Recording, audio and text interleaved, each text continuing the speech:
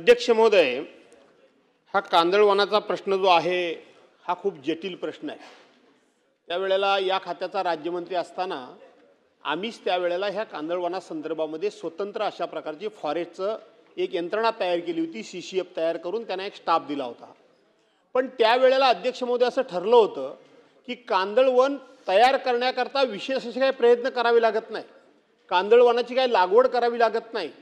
ज्या ठिकाणी दलदल आहे, ज्या ठिकाणी पाणी साचतं त्या ठिकाणी कांदळवन लगेच उगवतं आणि म्हणून त्याचं रक्षण केलं पाहिजे, हे 100% खरं आहे। पण त्याचबरोबर या कांदळवनाचा उपयोग करून बऱ्याचशा व्यावसायिकांना, विशेष करून बिल्डरना वगैरे त्या काळामध्ये वेठीस धरलं जात होतं आणि म्हणून त्यावेळेला आम्ही निर्णय असा केला होता की आज रोजी जे अशा पद्धतीचं अस्तित्वात असलेलं कांदळवन आहे ते कांदळवन संरक्षित करावं।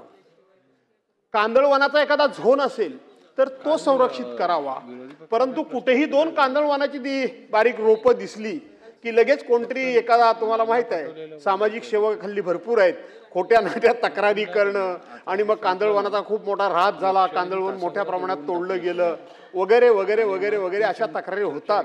मी काय त्याच्या विरोधात नाही, मी काय तक्रार करणाऱ्यांच्या विरोधात नाही, उगाच कोणीतरी कोणाला ब्लॅकमेल करू नये ह्या मताचा माणूस मी आहे। आणि म्हणून हे कांदळवन निश्चित स्वरूपामध्ये राज्यामध्ये किती आहे त्याचं एकदा सर्वेक्षण आपल्या खात्यामार्फत झालंय का?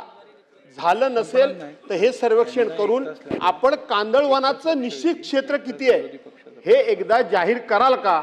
आणि जाहीर केल्यानंतर केवळ आणि केवळ ह्या कांदळवनाच्या माध्यमातून आपल्याला खूप मोठं पर्यटन देखील उभा करता येतं आणि म्हणून ते पर्यटन उभं करण्याचं काम आपल्या खात्यामार्फत संबंधित विभाग करेल का, असे माझे 3 अतिशय स्पेसिफिक प्रश्न गणेश दादा आहेत। सन्माननीय ज्येष्ठ सदस्य भास्कररावजी जाधव यांनी हा जो प्रश्न विचारलाय त्याचा रोख निरालाय, परंतु भास्करराव गेले पहिल्या प्रश्नाच्या कडे, कांदळवन ज्याला आपल्या ग्रामीण भाषेमध्ये खोट म्हणतो, खोट,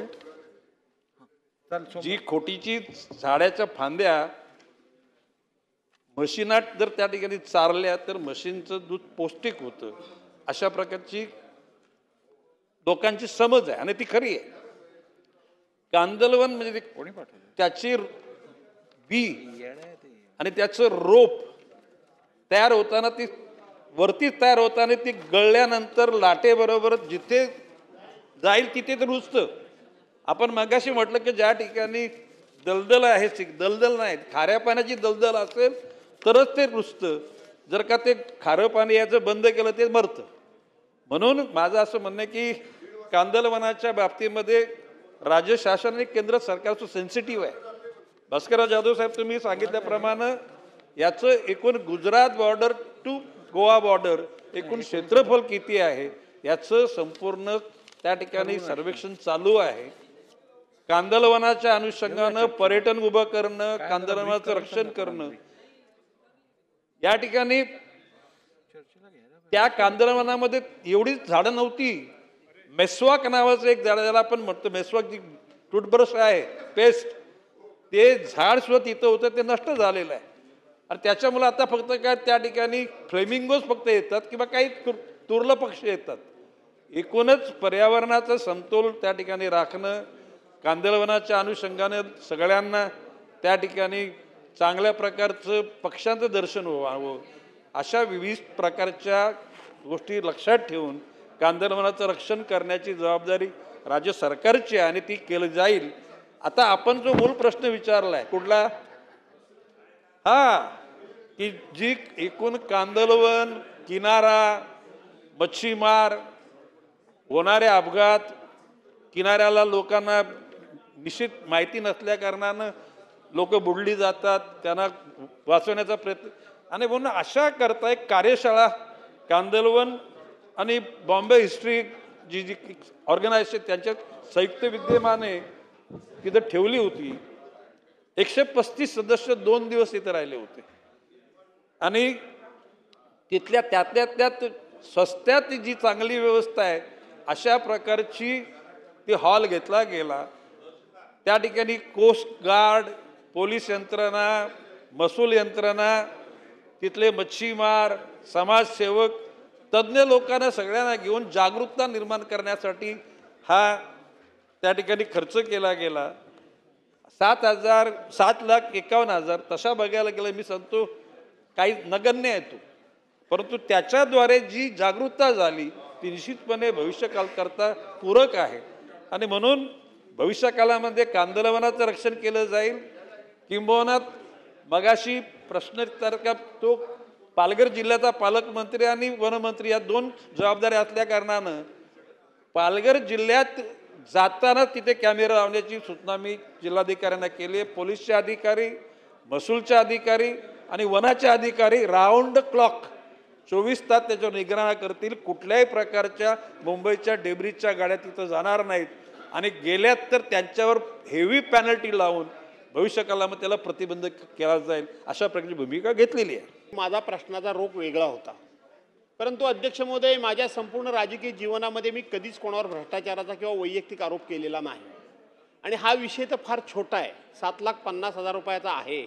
प्रश्न हा टाकला गेला कसा गेला ह्याच्यात मी काही बोलत नाही आणि म्हणून मी सकारात्मक भूमिकेकडे वळलो. याचा अर्थ योगेशजी मी मूळ प्रश्नाला बगल दिली असा त्याचा अर्थ नाही. 7,50,000च्या भ्रष्टाचारावर काय बोलायचं? आणि मी तर कधीच कोणाच्या भ्रष्टाचाराबद्दल माझ्या संपूर्ण राजकीय जीवनामध्ये बोललेलो नाही. जरी झाला असला तरी माहिती असला तरी मी तो विषय टाळतो आणि म्हणून तो विषय मी जाणीवपूर्वक टाळला.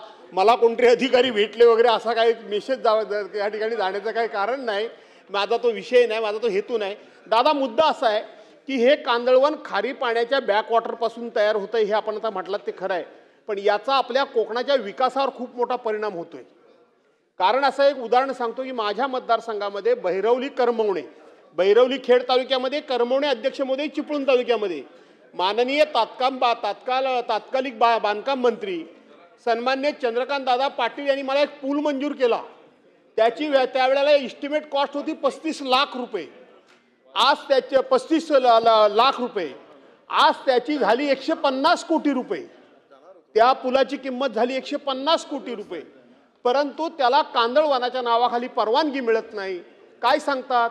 एक तुम्ही स्वतंत्र अशा प्रकारची एजन्सी नेमा, ती एजन्सी तुम्हाला परवानगी मिळवून देईल. आणि म्हणून दादा गेले 10 वर्ष तो माझा पूल रखडलेला आहे. कांदळवनाच्या जसं विदर्भामध्ये झुडपी जंगलाच्या नावाखाली प्रकल्प रखडून पडत होते, तसेच कांदळवनाच्या नावाखाली आपले प्रकल्प रखडून पडतायत. म्हणून मी म्हटलं की निश्चित कांदळवन कुठे आहे, किती आहे, हा एरिया आयडेंटिफाय करून जाहीर कराल का म्हणून. आणि माझा जो भैरवली करमवणे पूल आहे, तुमच्याकडे हट्ट करण्याचा माझा अधिकार आहे की नाही, त्याला लवकरात लवकर कांदळवनाची आपली म्हणजे आपल्या खात्याची NOC लवकर आपण द्याल काय, ह्याच्याशी संबंध नाही, परंतु मी तो विकासाचा प्रश्न मांडला आहे. माननीय भास्करराव जाधव यांनी जो प्रश्न कांदळवनामुळे जनतेच्या सुविधा रोखल्या जातात, त्या रोखल्या जाऊ नयेत अशाच भावनेचे आम्ही आहोत. आणि आपण सांगितलेली जो पुलाचा उल्लेख केला आहे ती माहिती मागवली जाईल. कांदळवनाच्या झाडांचं स्थलांतर करू आपण आणि त्या ठिकाणी केंद्र सरकारच्या नियमानुसार त्याची परवानगी घेऊन आपल्याकडचा तो रखडलेला मार्ग खुला करू, एवढं तुम्ही या ठिकाणी. सर पुढे जाऊया. लेटेस्ट अपडेट्स और ताजा तरीन खबरों के लिए TV1 इंडिया लाइव को सब्सक्राइब कीजिए और नोटिफिकेशन पाने के लिए बेल आइकॉन को दबाना मत भूलिए.